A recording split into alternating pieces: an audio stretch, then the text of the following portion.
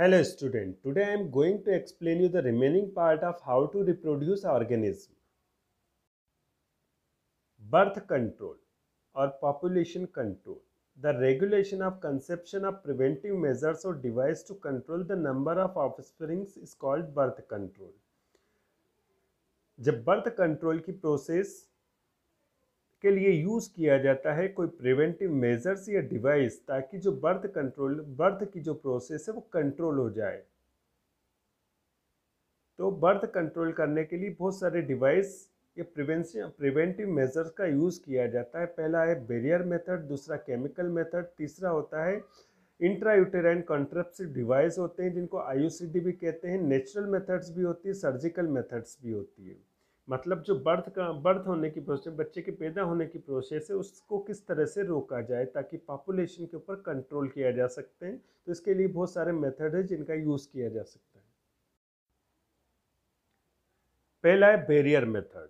इस barrier method के अंदर क्या होता है कि स्पर्म को ओवम से मिलने से रोका जाता है। तो बीच में कुछ बैरियर्स होते हैं, जैसे कि आपका कंडोम हो गया जो कि मेल यूज़ करते हैं, फेमिडोम जो होता है जो फीमेल कंडोम होता है जो कि वुमन के द्वारा यूज़ किया जाता है। इसके अलावा जो सर्विकल केप होता है उसको वेजाइना के माउथ पे रख दिया जाता है, जिससे स्पर्म ओवम आपस में मिल नहीं पाते, फर्टिलाइजेशन की प्रोसेस नहीं हो पाती। तो ये बैरियर मेथड्स होती है। इसमें पहला कंडोम होता है, मेल कंडोम, दूसरा फीमेल कंडोम और तीसरा क्या होता है सर्विकल केप होता है जो फर्टिलाइजेशन की प्रोसेस को क्या करता है, इसे रोक देता है, जिसके कारण स्पर्म ओवम से नहीं मिल पाते। दूसरा है केमिकल मेथड्स। कुछ केमिकल का यूज़ किया जाता है ताकि फर्टिलाइजेशन की प्रोसेस को रोका जा सकता है। इसके लिए बाज़ार में टैबलेट्स आती, जेलीज आती है, पेस्ट आते हैं, क्रीम्स आते हैं जो कि स्पर्म को क्या करती है, या तो उसको किल कर देती है या फर्टिलाइजेशन की प्रोसेस को रोक देती है। जैसे ओरल पिल्स आती है, ओरल पिल्स जो होती है ओव्यूलेशन की प्रोसेस को क्या करती है, रोक देती है। इन ओरल पिल्स के अंदर कुछ हार्मोन्स होते हैं जिनका प्रिपरेशन किया जाता है लेबोरेटरी में, जैसे एस्ट्रोजन और प्रोजेस्टेरॉन होते हैं। This prevent the development of egg, ये एग के डेवलपमेंट की प्रोसेस को रोक देते हैं। इसके अलावा कुछ पिल्स आती है जिनको वेजाइना के अंदर रखा जाता है। जैसे स्पर्म वेजाइना के अंदर एंटर होते हैं तो स्पर्म को क्या कर देती है, किल कर देती है ताकि फर्टिलाइजेशन की प्रोसेस रुक जाए।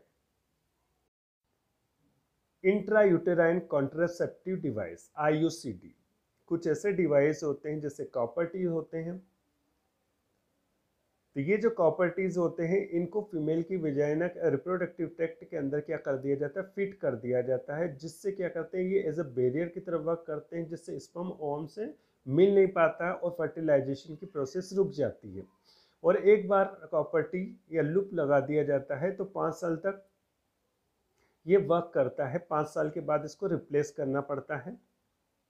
इसके बाद नेचुरल मेथड्स भी आती है। जब इजेकुलेशन की प्रोसेस होती है तो उसको इजेकुलेशन की जो प्रोसेस है उसको वेजाइना के बाहर किया जाता है ताकि जो फर्टिलाइजेशन की प्रोसेस है वो ना हो पाए। इसके अलावा कुछ सर्जिकल मेथड्स भी है, सर्जरी के द्वारा इस प्रोसेस को रोका जाता है। तो मेल के अंदर मेल के अंदर जो होता है वेसेक्टोमी होता है और फीमेल के अंदर ट्यूबेक्टोमी होता है। वेसेक्टोमी में क्या होता है कि जिस पाथ से जो स्पर्म जाते हैं उस पाथ को क्या कर दिया, कट करके बांध दिया जाता है ताकि स्पर्म बाहर नहीं निकल पाते हैं। तो इस प्रोसेस को वेसेक्टोमी कहते हैं। सेकेंड है ट्यूबेक्टोमी। ये जो ट्यूबेक्टोमी की प्रोसेस है फीमेल के अंदर की जाती है। इसमें क्या होता है कि जो फेलोपियन ट्यूब होती है जिसके द्वारा ओवम बाहर की तरफ आता है, इस फेलोपियन ट्यूब को काट कर बांध दिया जाता है जिससे ओवम बाहर नहीं आ पाता है और फर्टिलाइजेशन की प्रोसेस रुक जाती है। इसके अलावा कभी कभी प्रेगनेंसी हो भी जाती है तो इसको एमटीपी के द्वारा, मेडिकल टर्मिनेशन ऑफ प्रेगनेंसी के द्वारा एबॉर्शन किया जाता है। सेक्सुअली ट्रांसमिटेड डिजीज, एसटीडीज और वेनेरल डिजीज, ये जो डिजीज होती है फिजिकली कांटेक्ट के द्वारा फैलती है, एक पर्सन से दूसरे पर्सन में फैलती है। अगर कोई अनहेल्दी पर्सन जो कि इस डिजीज से इन्फेक्टेड है, अगर वो हेल्दी पर्सन के कांटेक्ट में आता है तो ये डिजीज उसमें भी ट्रांसमिट हो जाती है। तो कुछ स्पेसिफिक एसटीडीज होती है, जैसे गोनोरिया होता है, इसका जो पैथोजन होता है जिसके द्वारा ये फैलती है, निसेरिया गोनोरी होता है। जब पेशेंट यूरिनेशन करता है तो उसको बहुत बर्निंग सेंसेशन तो पेन फील होता है। इसका जो यूरिनल ट्रैक्ट होता है और जेनिटल ट्रैक्ट होता है इस डिजीज से अफेक्टेड होता है। सेकेंड आता है सिफिलिस। इसका जो पैथोजन होता है ट्रिपोनेमा पैलिडम होता है, ये भी रिप्रोडक्टिव ट्रैक्ट को क्या करता है, अफेक्टेड करता है। नेक्स्ट वन आती है एड्स एक्वायर्ड इम्यूनोडेफिशिएंसी सिंड्रोम होती है, और ये पैथोजन जो होता है उसका HIV ह्यूमन डेफिशिएंसी वायरस होता है।